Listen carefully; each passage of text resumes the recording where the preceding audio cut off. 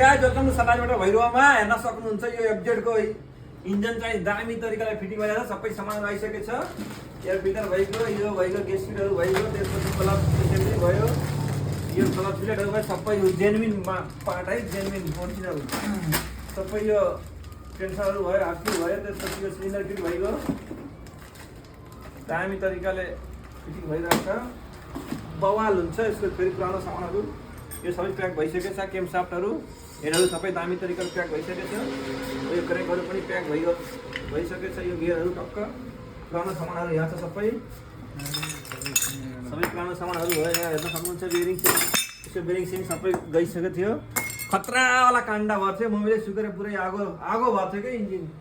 आगो बलेको थियो अब दामी तरिकाले प्याक भइरहेको छ त्यही हो माया छ यो बाइकमा चाहिँ ग्यारेन्टी लिन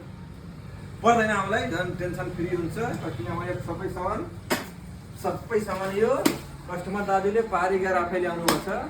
भनेपछि no guarantee no warranty just हामीले यो सामानलाई जोडिदिने मात्रै दामी तरिकाले त्यही हो माया सल्लाह यस्तो इन्जिन बनाउनु पर्यो भने सम्झिनु होला तर चाहिँ श्यामलाई विश्वास गर्नु होला है यो सामान ल्याएर आफै ल्याउँछु यो गर्छु त्यो गर्छु गऱ्यो भने काम गर्न पनि मजा आउन्न अनि कस्टमर दाजुले पनि यो उहाँलाई पनि अब ग्यारेन्टी वारेन्टी पाउनु भएन उहाँलाई पनि घाटा हामीलाई त अब घाटा के हो नि यस्तै हो हामीलाई त माया भइपुग्छ घाटा नपर्ने हो त्यही हो माया सल्लाह